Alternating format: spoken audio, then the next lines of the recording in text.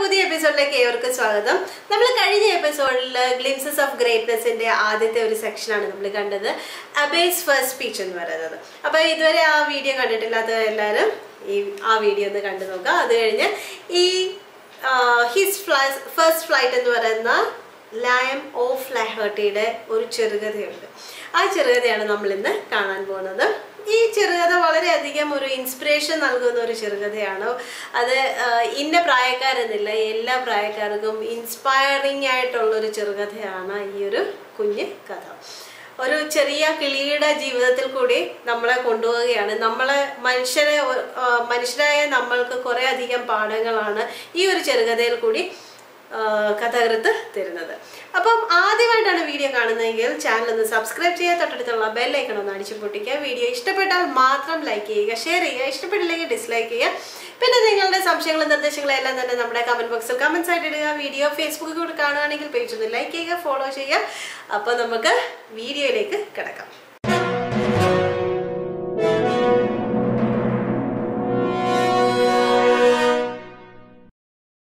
Let's read the story of a young seagull that was afraid to make its first flight and how its parents gathered it into action and thereby equipped it to face the challenges of life. ഇതൊരു ചെറുകഥയാണ്. ഒരു കുഞ്ഞ് കിളിക്ക് അവന് ആദ്യമായിട്ട് പറക്കാനുണ്ടായിരുന്ന ആ പേടിയെ എങ്ങനെയാണ് അതിജീവിക്കാനായിട്ട് സാധിച്ചത്, എങ്ങനെയാണ് ആ കുഞ്ഞു കിളിയുടെ അച്ഛനും അമ്മയും അവനെ പര്യാപ്തമാക്കിയത്, ഇതൊക്കെയാണ് ഈ ഒരു ചെറുകഥയിൽ കൂടി നമ്മളോട് കഥാകൃത്ത് പറയുന്നത്. അപ്പം നമുക്ക് ഈ കഥയൊന്ന് ഡീറ്റെയിൽ ആയിട്ട് കാണാം. ഹിസ് ഫസ്റ്റ് ഫ്ലൈറ്റ്, ലയം ഓഫ് ലഹർട്ടി. The young seagull was alone on his ledge. His two brothers and his sister had already flown away the day before. He had been afraid to fly with them. നമ്മളുടെ കുഞ്ഞ് സീഗളിൻ്റെ കടൽക്കാക്ക, seagull എന്ന് പറഞ്ഞ കടൽക്കാക്കയാണ്, അവൻ്റെ കഥയാണിത്. ആ കുഞ്ഞ് സീഗളിൻ്റെ ഒരു സഹോദരനുണ്ട്, ഒരു സഹോദരിയുണ്ട്, അപ്പം അച്ഛനും അമ്മയുണ്ട്, ഇവനുമുണ്ട്. അപ്പം ഇങ്ങനത്തെ ഒരു കുടുംബമാണ് അവൻ്റെത്. ആ കുടുംബത്തിൽ ഒരു ദിവസം അല്ലെങ്കിൽ ഒരു പ്രത്യേക ദിവസം നടന്ന ഒരു പ്രത്യേക സംഭവത്തെക്കുറിച്ചാണ് ഈ കഥയിൽ പറയുന്നത്. അപ്പോൾ ഈ കുഞ്ഞു കിളികളെല്ലാം തന്നെ ഒരുമിച്ച് വിരിഞ്ഞ കുഞ്ഞു കിളികളാണ് എല്ലാവരും, ഈ സഹോദരങ്ങളെല്ലാവരും. അല്ലാതെ ഒരാൾ മൂത്തതും ഇളയതും ഒന്നുമല്ല, എല്ലാവരും ഒരുമിച്ച് വിരിഞ്ഞ കുഞ്ഞു കിളികളാണ്. അപ്പം ഈ സഹോദരങ്ങളെല്ലാം തന്നെ അച്ഛൻ്റെ അമ്മയുടെയും കൂടെ പറക്കാനായിട്ട് അവരുടെ ആദ്യത്തെ പറക്കലിന് വേണ്ടിയിട്ട് പോയിരിക്കുകയാണ്. പക്ഷെ നമ്മുടെ നായകൻ അവനിവിടെ പേടിച്ച് വിറച്ച് ഇരിക്കുകയാണ്. അവൻ്റെ ആ ലെഡ്ജ് എന്ന് പറഞ്ഞാൽ നമ്മുടെ ഈ കടലിൻ്റെ അകത്തോട്ട് ഇങ്ങനെ ഇറങ്ങി നിൽക്കുന്ന പാറക്കൂട്ടങ്ങളില്ലേ, അതിനാണ് ലെഡ്ജ് എന്ന് പറയുന്നത്. അങ്ങനെ ഒരു പാറക്കൂട്ടത്തിൻ്റെ ഇടയിലാണ് ഇവരുടെ ഈ കുഞ്ഞിക്കിളികളുടെ അല്ലെങ്കിൽ ഈ കടൽക്കാക്കകളുടെ വീടുണ്ടായിരുന്നത്, അല്ലെങ്കിൽ അവർ താമസിച്ചുകൊണ്ടിരുന്നത്. അപ്പോൾ അവിടെ തന്നെ പുള്ളി ഈ നമ്മുടെ പയ്യൻസ് നിൽക്കുക. കാരണം പുള്ളിക്ക് പേടിയാണ് കടലിലേക്ക് പോകാൻ, അല്ലെങ്കിൽ പറക്കാനായിട്ട് പേടിയാണ്. അങ്ങനെ എന്ത് ചെയ്യണമെന്നറിയാതെ അച്ഛനും അമ്മയും സഹോദരങ്ങളും എല്ലാം തന്നെ അവർ എൻജോയ് ചെയ്ത് നടക്കുകയാണ് ഇവൻ്റെ മുന്നിൽ തന്നെ. അപ്പോൾ ഇവൻ എന്ത് ചെയ്യണമെന്നറിയാതെ ഇങ്ങനെ വിഷമിച്ച് നിൽക്കുന്നതാണ് നമ്മുടെ situation. Somehow, when he had taken a little run forward to the brink of the ledge and attempted to flap his wings, he became afraid. The great expanse of sea stretched down beneath, and it was such a long way down, miles down. He felt certain that his wings would never support him. So he bent his head and ran away back to the little hole under the ledge where he slept at night. അപ്പം ഈ തനിച്ചിങ്ങനെ ഇരിക്കുകയാണ്, എന്ത് ചെയ്യണമെന്ന് അറിയത്തില്ല. പറക്കണമെന്ന് ആഗ്രഹമൊക്കെ ഉണ്ട്, ഇല്ലാഴികയൊന്നുമില്ല, പറക്കണമെന്ന് ആഗ്രഹമുണ്ട്, പക്ഷെ പേടി.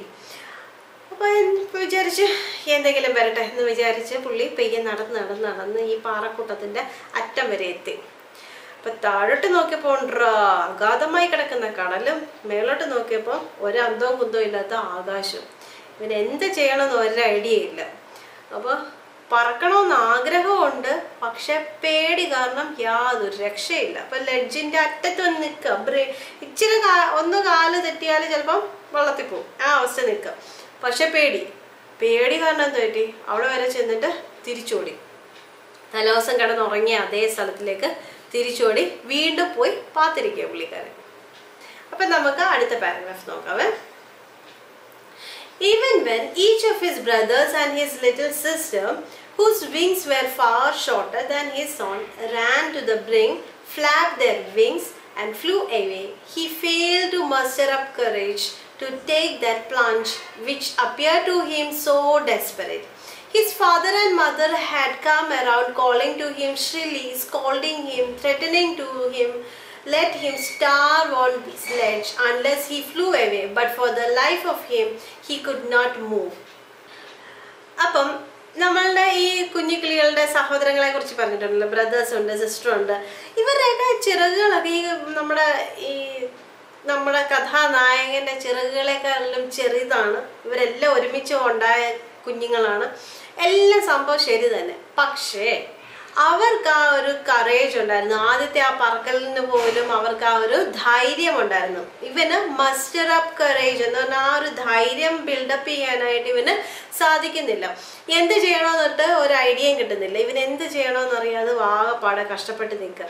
ഇനി ഇവിടെ കിടന്നു പോയി കഴിഞ്ഞാൽ അച്ഛനും അമ്മയും ഒന്നും ചെയ്യത്തില്ല. കാരണം മനുഷ്യരുടെ അച്ഛനും അമ്മയും പോലെയല്ല. മനുഷ്യരുടെ അച്ഛനും അമ്മയാണെങ്കിൽ എങ്ങനെ അവർ വളരെ വർഷങ്ങളോളം നമ്മളെ പോറ്റി പരിപാലിച്ചുകൊണ്ടിരിക്കും. പക്ഷെങ്കിൽ മറ്റ് മൃഗങ്ങളൊന്നും തന്നെ അവരാരും തന്നെ അവരുടെ കുഞ്ഞുങ്ങളെ പറക്ക മുറ്റിയാൽ പിന്നെ പറത്തി വിടത്തേ ഉള്ളൂ. അതാണ് അവരുടെ ഒരു സിസ്റ്റം എന്ന് പറയുന്നത്.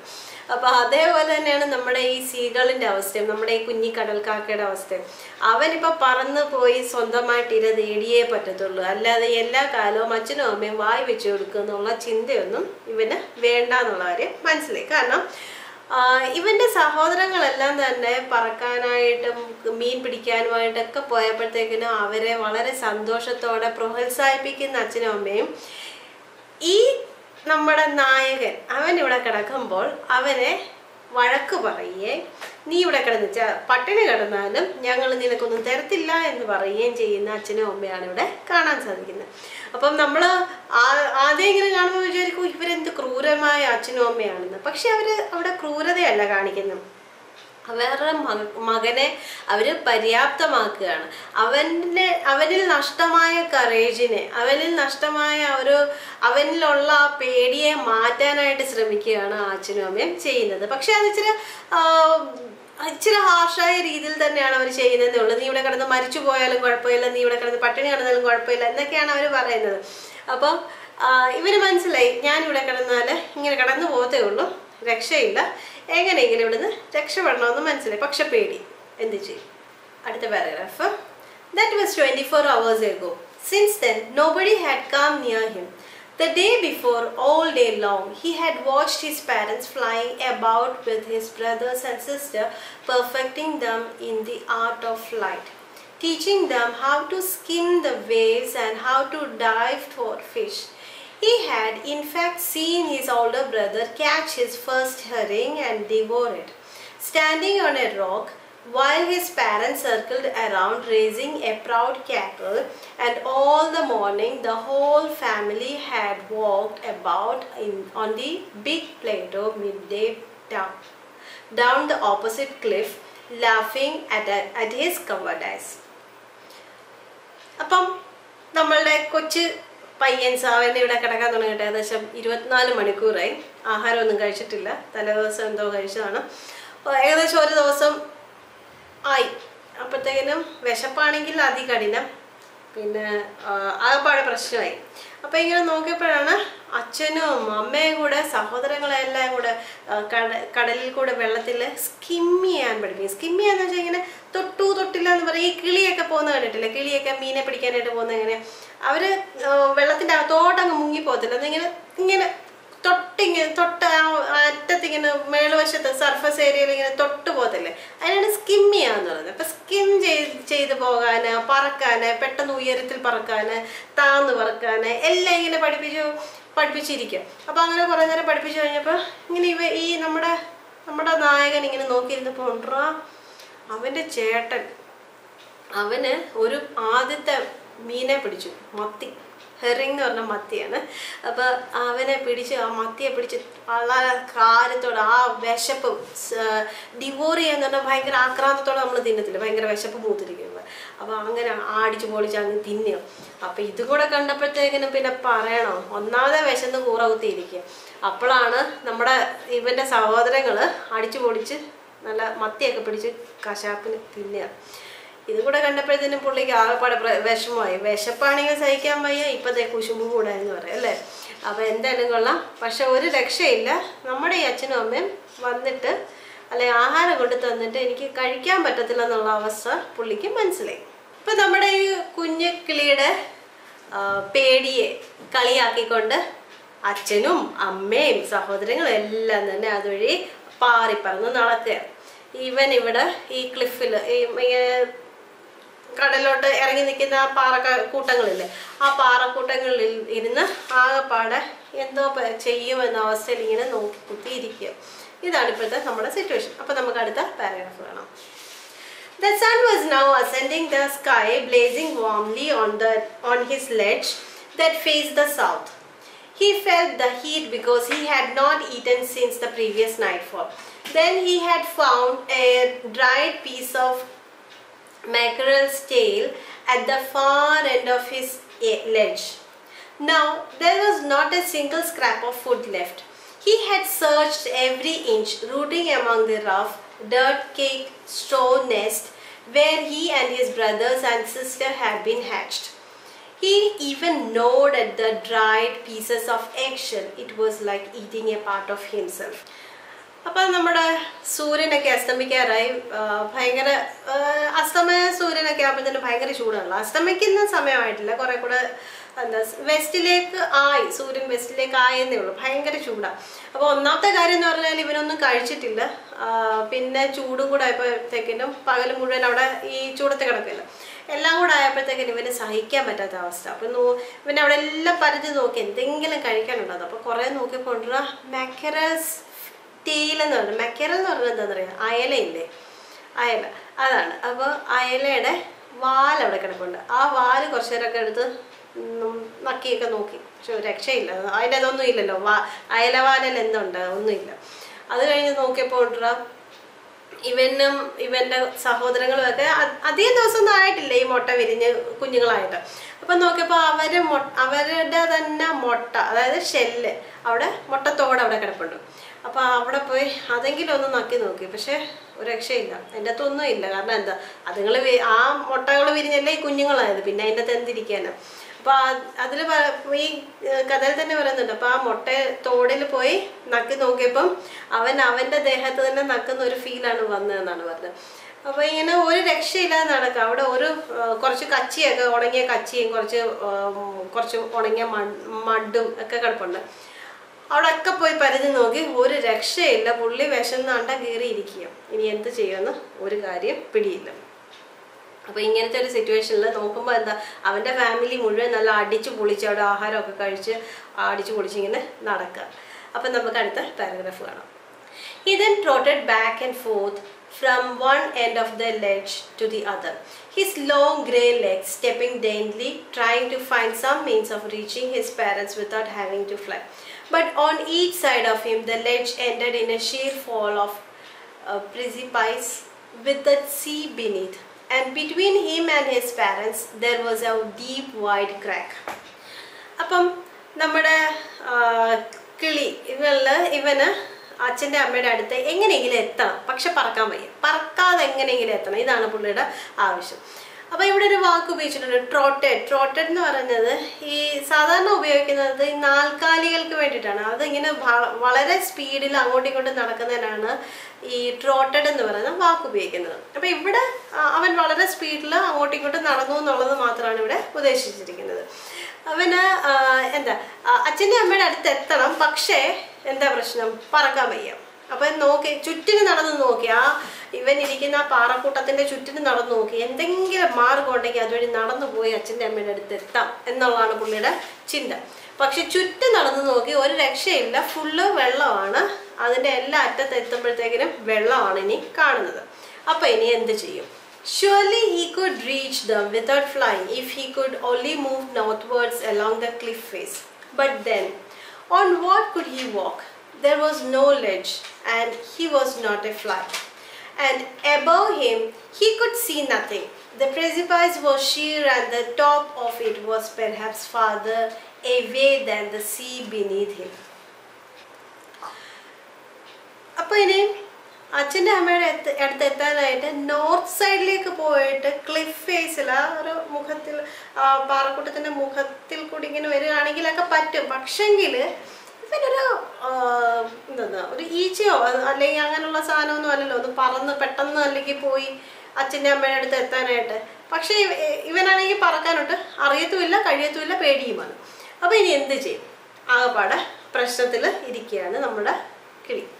He stepped slowly out to the brink of the ledge, and standing on one leg with the other leg hidden under his wing, he closed one eye, then the other, and pretended to be falling asleep.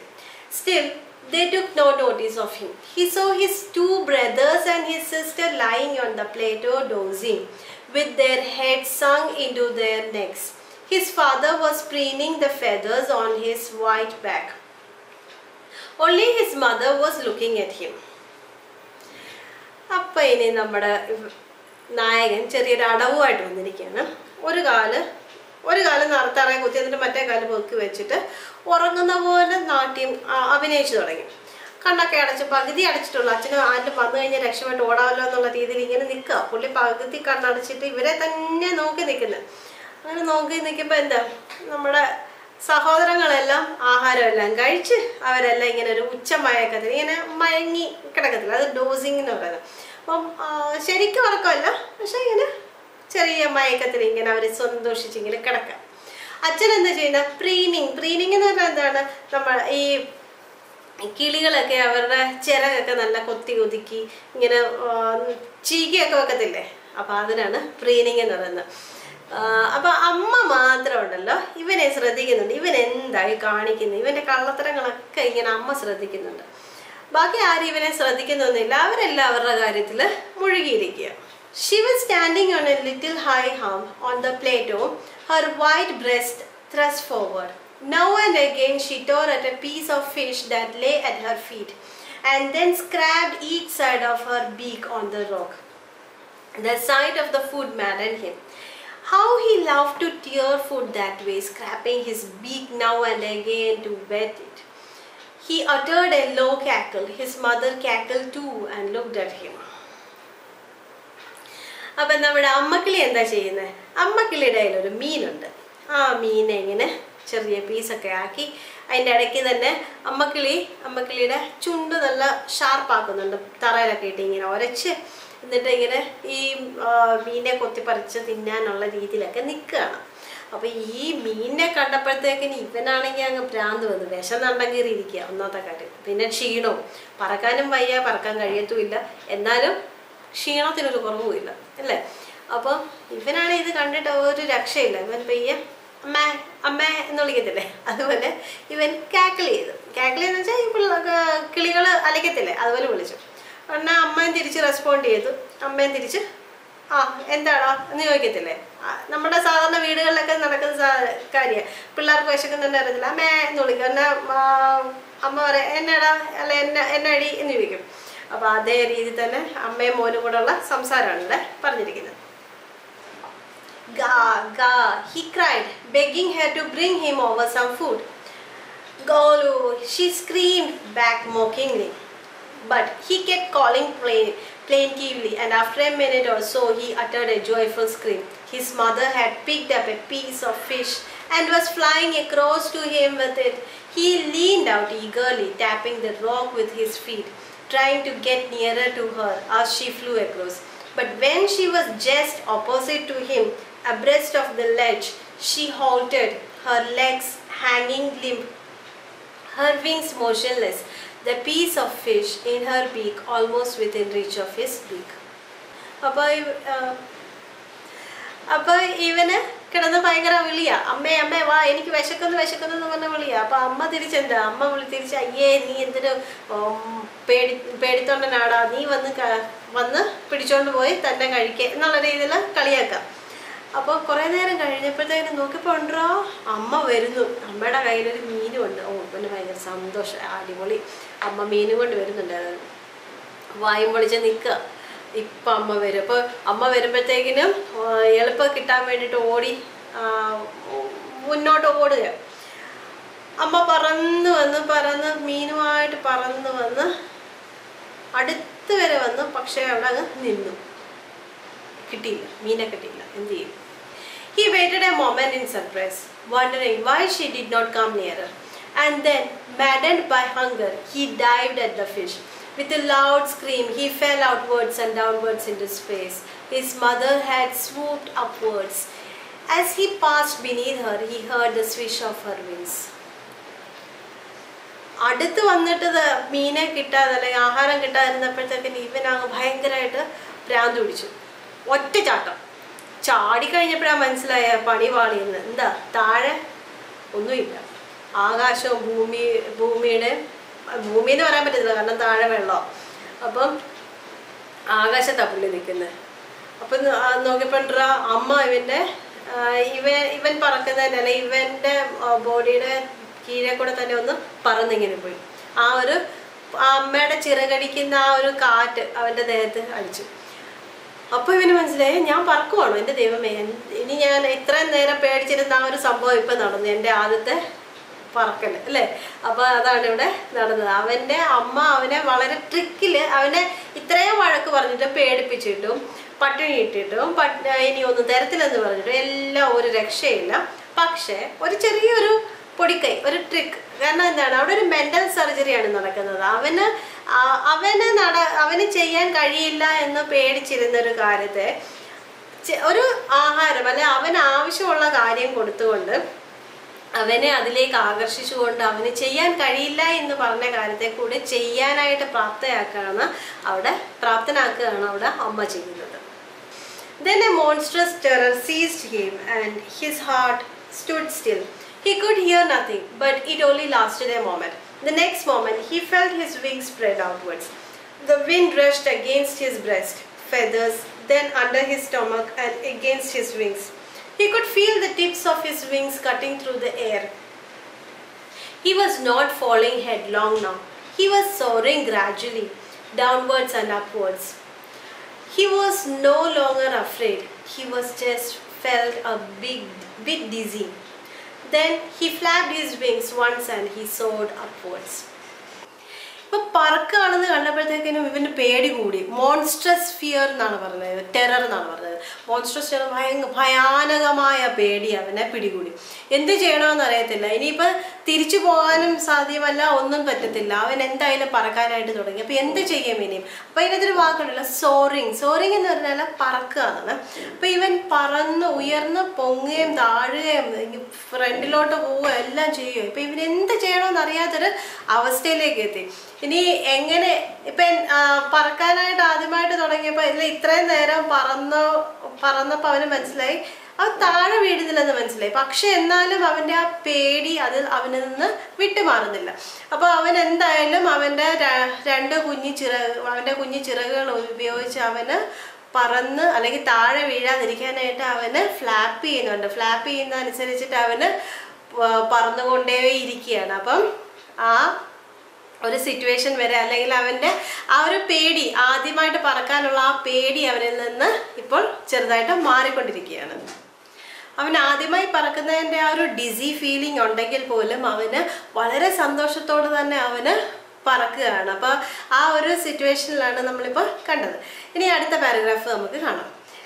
He uttered a joyous scream and flapped them again. He soared higher. He raised his breast and banged against the wind. Ga, ga, ga, low. His mother swooped past him, her wings making a loud noise. He answered her with another scream. Then his father flew over him screaming. Then he saw his two brothers and sisters flying around him, soaring and diving. അപ്പോൾ ഇവിടെ വളരെ ഒരു സന്തോഷം നിറഞ്ഞൊരു സിറ്റുവേഷനാണ് ഇപ്പം നമ്മൾ കാണുന്നത്. കാരണം അച്ഛനും അമ്മയ്ക്കും സഹോദരങ്ങൾക്കും എല്ലാം ഭയങ്കര സന്തോഷമായി. ഇവൻ പറക്കാൻ തുടങ്ങിയപ്പോഴത്തേനും തന്നെ അമ്മ കൂട്ടത്തിൽ പറക്കുകയാണ്. അവൻ്റെ കൂട്ടത്തിൽ അവൻ പറക്കുന്നതിൻ്റെ അടിയിലായിട്ടും മുകളിലായിട്ടും ഒക്കെ ആയിട്ട് അമ്മ പറക്കുന്നുണ്ട്. അവനെ എൻകറേജ് ചെയ്യുന്നുണ്ട്, അവനെ പ്രോത്സാഹിപ്പിക്കുന്നുണ്ട്. അപ്പം ഇത് കണ്ടുകൊണ്ട് തന്നെ അച്ഛൻ വന്ന് അച്ഛനും എൻകറേജ് ചെയ്യാണ്. അച്ഛനും ഭയങ്കര സന്തോഷം. അപ്പം ഇവൻ്റെ സഹോദരങ്ങളും അവരും എല്ലാം കൂടെ വന്ന് ഇവൻ്റെ കൂട്ടത്തിൽ പറക്കുകയാണ്. നിനക്ക് ഇനിയും സാധിക്കുമെന്ന് അവനെ പറഞ്ഞ് ബോധിപ്പിക്കുന്ന രീതിയിൽ അവൻ്റെ കൂട്ടത്തിൽ തന്നെ പറക്കുകയാണ് എല്ലാ ഫാമിലി മെമ്പേഴ്സും കൂടി. Then he completely forgot that he had not always been able to fly and commenced to dive and soar, shrieking shrilly. അപ്പോൾ എന്താണ്, ഇത്രയും നാളും ഇവന് പറക്കാൻ സാധ്യമായിരുന്നില്ല, അല്ലെങ്കിൽ ഇവന് പറക്കാൻ പേടിയായിരുന്നു എന്നുള്ള ആ ഒരു പേടി പോലും ഇവന്റെ മനസ്സിൽ നിന്ന് പോയിരിക്കുകയാണ്. ഇപ്പൊ അവന് പറക്കാൻ സാധിക്കും, എന്നെ കൊണ്ട് സാധിക്കും, എനിക്കത് ചെയ്യാൻ കഴിയും എന്നുള്ള ആ ഒരു ധൈര്യം അവനിൽ വന്നിരിക്കുകയാണ്. ആ പേടി അവനിൽ നിന്ന് മാറിയിരിക്കുകയാണ്. അപ്പൊ അവന് ഭയങ്കര അധികം സന്തോഷമായി. He was near the sea now, flying straight over it, facing out over the ocean. He saw a vast green sea beneath him, with little ridges moving over it. He turned his beak sideways and crowed amusedly. His parents and his brothers and sisters had landed on this green floor in front of him. They were beckoning to him, calling shrilly. He dropped his legs to stand on the green sea. His legs sank into it. He screamed with fright and attempted to rise again, flapping his wings. But he was tired and weak with hunger, and he could not rise, exhausted by the strange exercise. His feet sank into the green sea, and then his belly touched it, and he sank no further. He was floating on it, and around him his family was screaming, praising him, and their beaks were offering him scraps of dogfish. He had made his first flight. അപ്പോൾ ഇവനിപ്പോൾ green സീയുടെ അടുത്താണ്. അവിടെ പച്ച കളറിലാണ് കടൽ കിടക്കുന്നത്, അതുകൊണ്ടാണ് അവിടെ green see എന്ന് പറഞ്ഞിരിക്കുന്നത്. പിന്നെ അതൊരു ഗ്രീൻ എന്ന് പറയുന്നത് ഒരു നല്ല സിഗ്നൽ ആണല്ലോ, അപ്പോൾ അതുകൊണ്ടായിരിക്കാം ഇവിടെ നമ്മുടെ കഥാകൃത്ത് ഗ്രീൻ സീ എന്ന് തന്നെ ഉദ്ദേശിച്ചിരിക്കുന്നത് അല്ലെങ്കിൽ ഉപയോഗിച്ചിരിക്കുന്നത്. അപ്പോൾ ഈ ഗ്രീൻ സീ തൊട്ടടുത്താണ്, അവൻ പറക്കുന്നതിൻ്റെ തൊട്ടടുത്താണ്. ഇനിയും അടുത്ത ഇവൻ്റെ ടാർഗറ്റ് എന്ന് പറഞ്ഞാൽ, അല്ലെങ്കിൽ അടുത്തൊരു ടാസ്ക് എന്ന് പറഞ്ഞാൽ കടലിൽ നിന്ന് മീൻ പിടിക്കണം. മീൻ പിടിച്ച് അത് സ്വന്തമായിട്ട് കഴിക്കണം. അപ്പം നമുക്കറിയാവുന്ന കാര്യം, ഇപ്പം ഏകദേശം ഒരു ദിവസത്തിന് മേലായി വല്ലതും കഴിച്ചിട്ട് പിന്നെ ഇപ്പം ആദ്യമായിട്ട് ഉയർന്നു കുറേ ദൂരം പറന്നു. അപ്പോൾ അതിൻ്റെ എല്ലാ ക്ഷീണവും ഇവനൊരു തലകറക്കവും എല്ലാം തോന്നുന്നുണ്ട്. പക്ഷെ എന്നാലും ഇനി അടുത്തൊരു ടാസ്കും കൂടെ ഉണ്ട്. അതോടെ കഴിഞ്ഞാലേ അവൻ്റെ ജീവിതം സക്സസ്ഫുൾ ആകത്തുള്ളൂ. അപ്പോൾ അതാണ് ഇനി അടുത്ത സംഭവിക്കാൻ പോകുന്നത്. അപ്പോൾ അവിടെ അച്ഛനും അമ്മയും സഹോദരങ്ങളും എല്ലാം അവർക്ക് നേരത്തെ തന്നെ നല്ല പരിചയമുണ്ടല്ലോ കടലുമായിട്ട്. അപ്പോൾ അവരവിടെ കടലിലെത്തി. എന്നിട്ട് അവർ ബെക്കൺ ചെയ്യാന്ന് പറഞ്ഞാൽ വിളിക്കുക, ഇവനെ കൂടെ വിളിക്കുക, നീ വാ ഒരു കുഴപ്പമില്ല, നീ വന്നോ എന്ന് പറഞ്ഞ് ഇങ്ങനെ വിളിച്ചോണ്ടിരിക്കുക. അപ്പം അത് കണ്ടോണ്ട് ഇവൻ എന്ത് ചെയ്യണമെന്ന് അറിയത്തില്ല. എന്തായാലും കൊള്ളാം, അച്ഛനും അമ്മയും ഒക്കെ വിളിച്ചല്ലേ എന്ന് പറഞ്ഞുകൊണ്ട് അവൻ പയ്യെ വന്ന് അവൻ്റെ കാല് ചെറുതായിട്ട് വെള്ളത്തിൽ മുട്ടിയപ്പോഴത്തേന് പേടിച്ചു. ആദ്യമായിട്ട് വെള്ളത്തിൽ മുട്ടുന്നതല്ലേ, അപ്പം പേടിച്ചു. കാല് വെള്ളത്തിൽ മുട്ടിയപ്പോഴും പേടിച്ചു എന്ന് കാല് പൊക്കി. പക്ഷെ എന്താണ്, അവൻ്റെ ആ ക്ഷീണം കാരണം അവൻ ആ വെള്ളത്തിലേക്ക് അങ്ങ് കിടന്ന് കൊടുത്തു. ഒരു ബെഡിൽ കിടക്കുന്ന പോലെ അങ്ങനെ അങ്ങ് കിടന്നു. പക്ഷെ അപ്പം നോക്കിപ്പോണ്ട് അവന് തന്നെ മനസ്സിലായി, ഞാൻ ഇതിൻ്റെ അങ്ങ് മുങ്ങിപ്പോകുന്നില്ലല്ലോ. അത് കാല് മുക്കിയപ്പം വിചാരിച്ചു ഇനി ഞാനങ്ങ് മുങ്ങിപ്പോവായിരിക്കും എന്നൊക്കെ വിചാരിച്ചു പുള്ളി. പക്ഷേ പുള്ളിയുണ്ടല്ലോ മുങ്ങിപ്പോകുന്നില്ല, ഫ്ലോട്ട് ചെയ്യുക. അപ്പോഴത്തേക്കിനും ഭയങ്കര സന്തോഷമായി. അടിപൊളി, ഇതിൻ്റെ അകത്ത് വീണ എനിക്കൊന്നും പറ്റത്തില്ല എന്നുള്ള ആ ഒരു ബോധ്യം പുള്ളിക്ക് വന്നു. അപ്പോൾ അതുകൊണ്ട് തന്നെ എന്താണ്, പിന്നെ ഭയങ്കര സന്തോഷമായി. അപ്പോഴത്തേക്കിനും അച്ഛനും അമ്മയ്ക്കും നമ്മുടെ ഫ്രണ്ട്സ് അല്ലല്ലോ സഹോദരങ്ങൾക്കും എല്ലാം ഭയങ്കര അധികം സന്തോഷമായി. അവരിവന് ഡോഗ് ഫിഷൊക്കെ കൊടുത്ത് വളരെ സന്തോഷിപ്പിക്കാനായിട്ട് ശ്രമിച്ചു. അങ്ങനെ അതൊക്കെ കഴിച്ച് അങ്ങനെ അവൻ സുഖമായിട്ട് അവൻ്റെ ആദ്യത്തെ ആ ഒരു പേടി മാറ്റി അവൻ്റെ ആദ്യത്തെ ഫ്ലൈറ്റ്, ആദ്യത്തെ യാത്ര, അവൻ്റെ ഒരു കിളി അല്ലെങ്കിൽ ഒരു ബേർഡ് എന്ന നിലയിൽ അവന് ചെയ്യേണ്ട കടമകളെല്ലാം ചെയ്ത് അവന് പറക്കുക എന്ന് പറയുന്നത് ഒരു കിളിയുടെ അവകാശമാണ്. മീനെ പിടിച്ച് തിന്നുക അല്ലെങ്കിൽ അതിൻ്റെ ഇര തേടുക എന്ന് പറയുന്നത് അതിൻ്റെ അവകാശമാണ്. ഇതെല്ലാം തന്നെ ചെയ്താണ് ആ കുഞ്ഞിക്കിളി തൻ്റെ കർത്തവ്യങ്ങളെല്ലാം നിറവേറ്റിയത്. അപ്പം അച്ഛനും അമ്മയ്ക്കും സഹോദരങ്ങൾക്കും എല്ലാം വളരെ സന്തോഷമായി. കാരണം പ്രത്യേകിച്ചും അച്ഛനും അമ്മയ്ക്കും സന്തോഷമായി. കാരണം നമ്മൾ ആദ്യം തന്നെ പറഞ്ഞില്ലേ, മനുഷ്യരല്ലാതെ മറ്റെല്ലാ ജീവജാലങ്ങളും തൻ്റെ കുട്ടികളെ സ്വന്തം ചിറകിനുള്ളിൽ വെക്കുന്നത് കുറച്ച് നാൾ മാത്രമാണ്. അതിനുശേഷം അവർ സ്വന്തമായിട്ട് ജീവിക്കാനായിട്ട് തുടങ്ങുന്ന ഒരു സ്ഥിതിഗതിയാണ് എല്ലാ ജീവജാലങ്ങൾക്കും ഉള്ളത്. അപ്പം അതിനു വേണ്ടിയിട്ട് പ്രാപ്തരാക്കുകയാണ് എല്ലാ ജീവജാലങ്ങളും ചെയ്യുന്നത്. നമ്മൾക്ക് കിട്ടുന്ന ഇപ്പം മനുഷ്യരുടെ സ്ഥിതിയിൽ നമ്മൾക്ക് കിട്ടുന്ന ഈ വിദ്യാഭ്യാസ കാലഘട്ടം എന്നൊക്കെ പറയുന്നത് നമ്മളുടെ ജീവിതത്തിൻ്റെ മുന്നിലേക്കുള്ള സമയത്ത് നമുക്ക് വേണ്ടിയിട്ട് അല്ലെങ്കിൽ നമുക്ക് ജീവിക്കാൻ വേണ്ടിയിട്ട് നമ്മളെ പ്രാപ്തരാക്കുന്ന കുറച്ച് കാലഘട്ടമാണ് നമ്മുടെ വിദ്യാഭ്യാസ കാലം എന്നൊക്കെ പറയുന്നത്. അപ്പോൾ വളരെ ഉചിതമായിട്ടും അത് മാക്സിമം യൂട്ടിലൈസ് ചെയ്ത് നമ്മുടെ വിദ്യാഭ്യാസം പൂർത്തീകരിച്ചു കഴിഞ്ഞാൽ നമ്മൾക്ക് വളരെ നല്ല നിലയിലേക്ക് എത്താനായിട്ട് സാധിക്കുന്നതാണ്. സ്ഥിരപ്രയത്നവും സ്ഥിരോത്സാഹവും ഉണ്ടെങ്കിൽ മാത്രം. നമ്മൾക്ക് പ്രോത്സാഹിപ്പിക്കാൻ കൂടി നമ്മളുടെ ഇടയിൽ ആൾക്കാരുണ്ടെങ്കിൽ നമ്മളുടെ ഉയർച്ചയുടെ ആക്കം വളരെ കൂടുതലായിരിക്കും. നമ്മുടെ കുഞ്ഞിക്കിളിയുടെ അമ്മ അവനെ പ്രോത്സാഹിപ്പിച്ച് അവനെ എന്നും ഹെൽപ്പ് ചെയ്തുകൊണ്ടിരിക്കാതെ മറിച്ച് അവൻ്റെ സ്വന്തം കാലിൽ നിൽക്കാൻ അവനെ പ്രാപ്തനാക്കിയ കുഞ്ഞിക്കിളിയുടെ അമ്മയെ പോലെ നമ്മൾക്കും ആരെങ്കിലുമൊക്കെ നമ്മുടെ ജീവിതത്തിൽ കാണും. അപ്പോൾ അത് തിരിച്ചറിയുക, നമ്മൾ മുന്നോട്ട് പോവുക. അപ്പോൾ പുതിയൊരു എപ്പിസോഡുമായിട്ട് വേഗം തന്നെ വരുന്നതായിരിക്കും. ബൈ.